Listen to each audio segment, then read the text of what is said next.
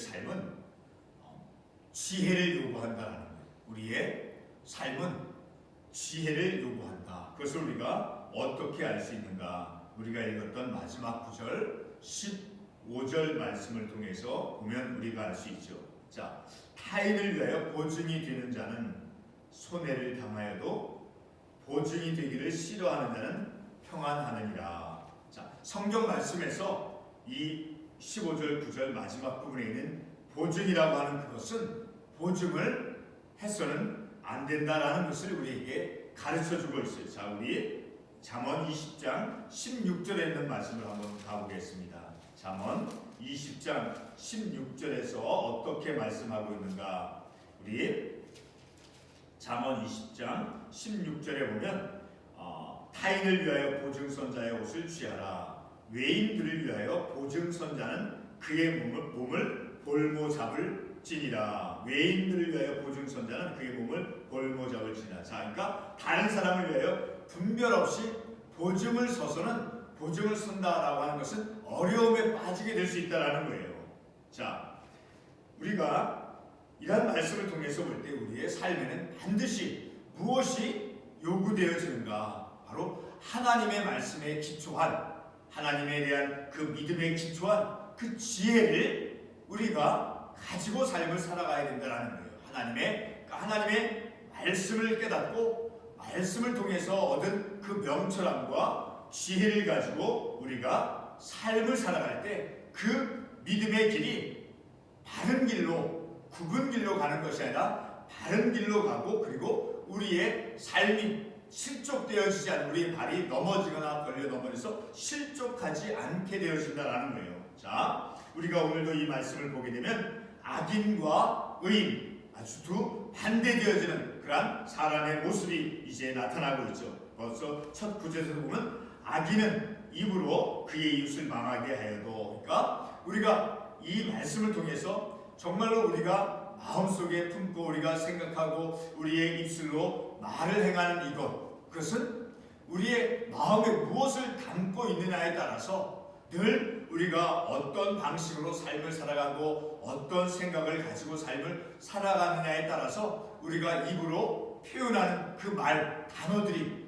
마음에 담겨져 있는 것을 반영한다라는 거예요. 자, 그러므로 우리는 늘 지혜를 가짐으로, 곧 하나님의 말씀을 가지고 삶을 살아가므로 늘 우리는 입에서 나오는 그 말이 어떠해야 하는가를 우리가 말씀을 통해서 알 수 있게 된다라는 거예요. 자, 첫 구절에 보면 악인은 입으로 그의 이웃을 망하게 해요. 그러니까 그 악인은 어떤 사람이냐? 악인은 어떤 사람이냐라는 것을 우리가 알기 위해서는 성경 말씀에서 의인이 어떤 사람인가라는 것을 우리가 말씀을 통해서 우리가 알 수 있어야 돼요. 우리가 첫 번째 구약성경 창세기 15장 말씀에서 아브라함을 통해서 우리가 알 수 있죠. 자, 아브라함이 어떻다라고 하나님께로부터 인정을 받았습니까? 아브라함이 하나님의 약속의 말씀을 믿으니, 우리 창세기 15장 말씀을 한번 가보겠습니다. 창세기 15장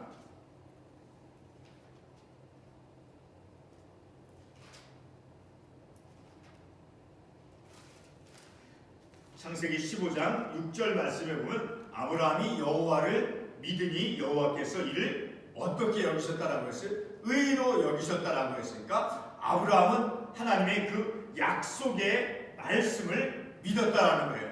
자손을 번성케 하고, 그리고 이제 그 5절 앞부분에 있는 4절 보면 내 몸에서 날 자가 상속자가 되리라. 그리고 하늘을 우러부표를 셀 수 있나 보라. 그에게 이르되 내 자손이 이와 같으리라. 이렇게 하나님께서 주신 약속, 그런 약속을 믿음으로, 하나님께서 주신 약속의 말씀과 하나님을 믿음으로 말미암아 아브라함은 하나님께로부터 의롭다 칭함을 받았다라는 거예요. 그러니까 의인이 됐다라는 거죠. 의롭다 칭함을 받았다라는 거예요. 그리고 신약 성경에서 우리가 구약의 이 말씀에서는 아브라함을 통해서 의와 의로움이 어떤가, 의인이 어떤 사람인가를 우리가 알 수 있고, 자, 신약 성경의 말씀에서는 우리가 어떻게 알 수 있는가? 특별히 사도 바울을 통해서 우리 로마서 3장 22절과 24절 말씀을 통해서 우리가 이해해 볼 수 있어요. 22절은 곧 예수 그리스도를 믿음으로 말미암아 모든 믿는 자에게 미치는 하나님의 의인이. 자,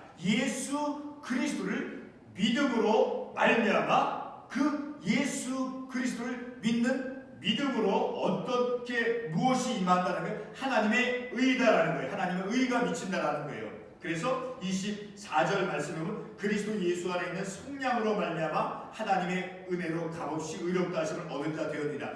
예수 그리스도께서 나를 죄 가운데서 건져내 주신 내 죄값을 치러 주시기 위해서 십자가에서 못 박혀 피 흘려 돌아가신 나의 죄를 속죄하도록 해주시기 위해서 내 죄를 속해 주시기 위해서 예수 그리스도께서 속량해 주심으로 말미암아 그래서 그분이 나의 구원주 구세주가 되었다라고 하는 그런 예수 그리스도를 믿음으로 말미암아 값없이 나에게 주어진 그 의롭다 함을 우리가 받는다라는 거니까 신약 성경의 말씀과 구약 성경의 말씀을 통해서 볼 때 하나님의 약속의 말씀 하나님을 믿음으로 말미암아 그리고 하나님의 아들 예수 그리스도께서 나를 죄 가운데서 속죄해 주신 대속의 제물로 십자가에서 못 박혀 피 흘려 돌아가신 그 예수 그리스도 그분을 믿음으로 말미암아 우리에게 값없이 은혜로 무엇을 줬다는 거예요? 우리를 의롭다 여겨주셨다라는 거예요.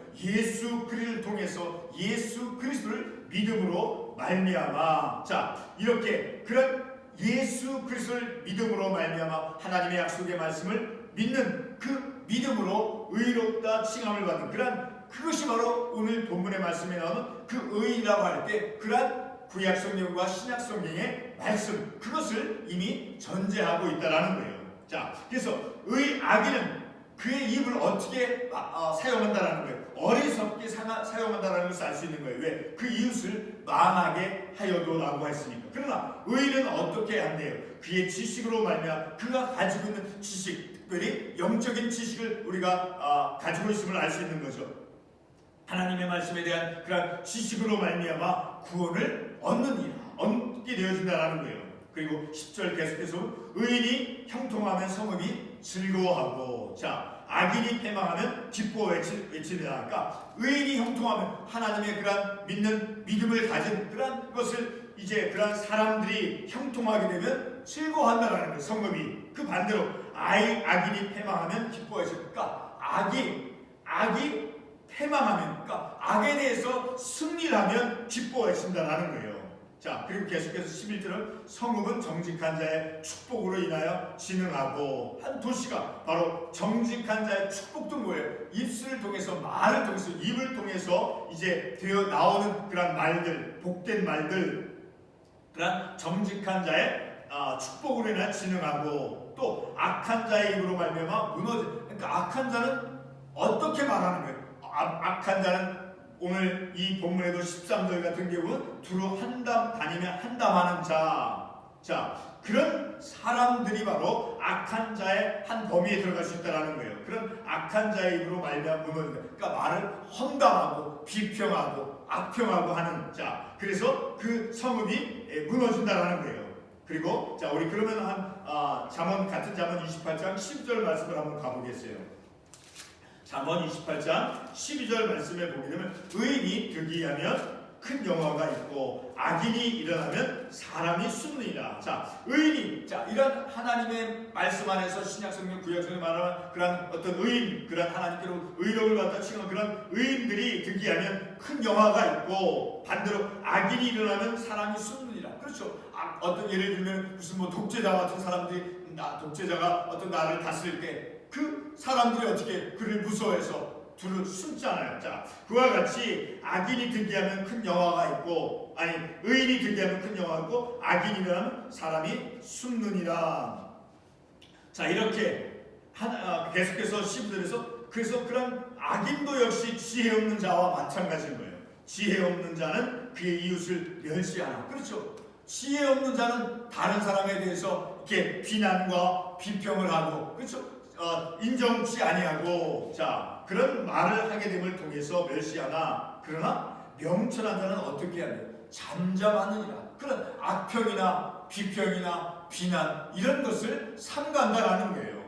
자 그리고 13절 중반부에 보면 두루다니며 13절 두루다니며 한담하는 자 남의 비밀을 누설하나. 두루다니며 한담하는 자 비평하는 사람. 자, 그런 사람은 다른 사람이 가지고 있는 그것을 말해서는 안 될 것, 다른 사람이 이렇게 지키려고 하는 그런 것을 이제 알려주지 않은 것을 들추어내서 이 비평하고 한담하는 자. 그러나 마음이 신실한 자는 그런 것을 어떻게 한대요? 그 다른 사람이 지키려고 하는 그런 것, 알리지 않고 지켜야 할 그런 부분들을 마음이 신실한 자는 그런 것을 숨기나 그런 어떤 비밀을 이렇게 누설해서 그것을 악평하고 비평하지 않는다라는 거예요. 자, 계속 14절 말씀에 보기, 그러니까 마음이 신실한 자는 어떤 사람이라는 것을 알 수 있는 거예요. 바로 그 위에 절에 12절에는 명철한 자와 같은 사람인 거예요. 명철한 자, 그리고 마음이 신실한 자, 그리고 의인, 이것은 같은 부류의 사람임을 우리가 말씀을 통해서 알 수 있게 된다는 거죠. 자, 우리 같은 잠언 20장 19절 말씀을 한번 찾아가 보겠습니다. 잠언 20장 19절 말씀에서 보게 되면 두루다니며 한담하는 자는 남의 비밀을 누설하나니. 자, 여기도 말씀에 동일한 말씀이죠. 두루다니며 한담하는 자는 남의 비밀을 누설하는. 그러니까 쉽게 우리의 말을 쉽게 아무렇게나 말을 하는 그것은 우리들에게 도움이 되지 못한다라는 거예요. 그러니까 지혜 없는 자의 한 모습이 되어진다라는 거예요. 그래서 우리는 명철한 자와 같이, 그리고 12절에는 명철한 자와 같이, 그리고 13절에는 마음이 신실한 자와 같이, 그리고 9절 말씀에는 의인과 같이 우리들의 삶을 살아가야 된다는 거예요. 곧 우리들의 삶에는 무엇이 요구되어지냐, 바로 지혜가 요구되어짐을 우리가 알 수 있다는 거예요. 그래서 14절 말씀에 보면 지략이 없으면 백성이 망하여. 이 지략이라고 하는 것은 어떤 영적인, 정신적인 그것을 이끌어가는 어떤 인도해주는 그런 것을 안내, 영적인 어떤 정신적인 그런 안내를 말하는 거예요. 자, 그런 것이 없으면 백성이 망하여도 그러나 지략이 많으면 평안을 누리는, 곧 지혜를 요구한다라는 거예요. 지혜로운. 그리고 15절 마지막 구절에는 9절 이 말씀은 우리가 본 이 본문의 말씀과 좀 다른 주제의 말씀인 것 같지만 그렇지 않음을 우리가 알 수 있어요. 자, 그것도 곧 지혜를 요구함을 우리가 이 말씀을 통해서 알 수 있어요. 15절도 타인을 위하여 보증이 되는 자는 손해를 당하여도 보증이 되기를 싫어하는 자는 평안하니라. 그러니까 보증이 되기를 싫어하는 자는 이 본문의 말씀을 통해서 볼 때 어떤 종류의 사람이라는 걸 알 수 있는 거예요.